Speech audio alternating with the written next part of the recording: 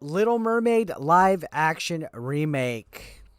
We're going to dive into that. I haven't really gotten to touch base on this subject, but it's been a very divisive topic in the world of, I guess, movies, TV, all that. Nerd culture. What we talk about here on the channel. This movie's been making waves because the hubbub surrounding it is mostly because the criticism behind the film is the fact that they race swapped Ariel. Yeah, we have an African American playing the Little Mermaid instead of a red ginger. It seems like the gingers are starting to get replaced in everything. Why do people hate gingers? Are they soulless or what? I don't know. Anyways, yeah, there's been quite a lot of criticism here. But the thing is it's not so much the movie that people kind of have a problem with. It's other things around it, like the people that are defenders of the film. These defenders of this film are like diehards. Like, these are ride or dies. Like, if I ever needed somebody to have my back, they need to be a fan of this live action Little Mermaid film, because these guys cannot take it.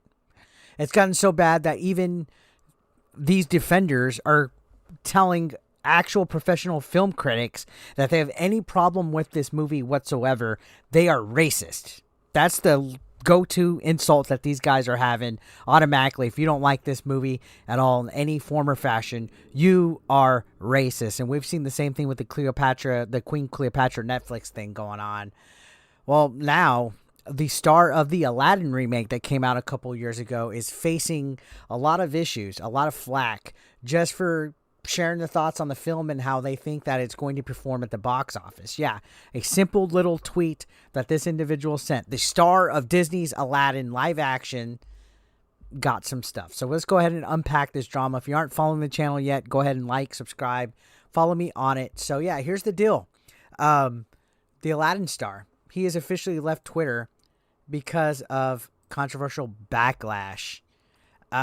This is pretty nuts, dude. Like, in all reality, you can't even share your opinion anymore when it comes to things like this. This is on top of all the criticism and everything that was on top of it, but you could see that Mena Massoud leaves Twitter amid fan backlash, and their tweet, this is their tweet that they said, and this was in response to a fan asking about Little Mermaid's box office potential. They said, "Our film was unique in that audiences went to watch it multiple times. It's the only way we reached the $1 billion mark with our opening. My guess is The Little Mermaid doesn't cross the $1 billion mark, but will undoubtedly get a sequel." So, him saying that this movie is not going to cross the $1 billion mark put him in a world of grief. Even though he said it's undoubtedly going to get a sequel. I don't know why this sparked controversy, especially to all these defenders, these diehards. It was ridiculous. I mean, at one point, there were some people who sent really ugly messages to this gentleman. For example, here is a tweet right here from an individual called Random Black Girl, Iris Sirens. "Your film reached $1 billion, but you're still jobless. Seems like you got other things to worry about." Yikes. And that's the issue with the tolerant, intolerant, as these people continually just insult people. They immediately go to big digs and things of this nature. I mean,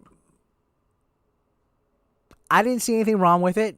Come at me, bros. I mean, if you're a Little Mermaid stan, come at me. Here's another response we have. Mena Massoud chose violence with that comment about the Little Mermaid's box office, and now the Little Mermaid stans are coming after him. And then we also have, "You're pea green with envy because your CGI monster snooze fest of a very bastardized Aladdin made $1 billion, got forgotten, and you are never cast in anything meaningful again. Holly Bailey is a true star, and the Little Mermaid is about to eclipse everything." Again, there's been a lot of division, a lot of controversy with what people are saying and what they're not saying with this Little Mermaid movie. For me, it's personally not my thing. Oh my God, there's a grown middle-aged man over here triggered about a mermaid movie for little girls. Man, look, the main issue that I have with Little Mermaid is the same issue I have with most of these live action Disney movies, and it's that they're not that great. For the most part, they're absolutely fucking bad. Like, why do we need these live action remakes of some of the most beloved classics of all time? The original Little Mermaid turned things around for Disney. Aladdin turned things around for Disney. Beauty and the Beast turned things around for Disney. And yeah, some of these do pretty good. As far as like a sequel goes, I don't see how that was not a compliment when the Aladdin star was like, it'll still probably get a sequel. I just don't get it. And it seems that there's all sorts of different things leading up to this, especially like with the publicity and stuff, where they're trying to make the story of Little Mermaid a little bit more different. You know, it's bad that Ariel fell in love with Prince Eric. We can't have a female. I think they said they wanted to change the story to make it more than just her wanting to leave the ocean for a boy, because we can't have basic he loves a boy or she loves a boy, he loves a girl type of romance stuff in our stuff anymore. There has to be some kind of social justice claim, some kind of political commentary on top of that. But yeah, this dude that was the star of Disney deleted his Twitter account because of this. Because of a simple remark. Nowhere to be found. The account no longer exists. He got that much backlash over Disney stands. Like, Jesus Christ. Could you imagine if these Disney stands actually had passion for what Disney makes? Maybe we would actually get some decent Star Wars movies or some decent, Marvel movies and stuff. Oh, Eric, you're dissing Star Wars, or you're wearing a Star Wars shirt. Star Wars was a thing for many decades before Disney owned it, right? I'm just fucking throwing it out there. And I'm big enough of a Star Wars fan to not be a blind defender and be like, if you guys insult it or critique it at all, you're a piece of crap and you're racist. And that's the thing that bugs me the most. Is it's these wokies.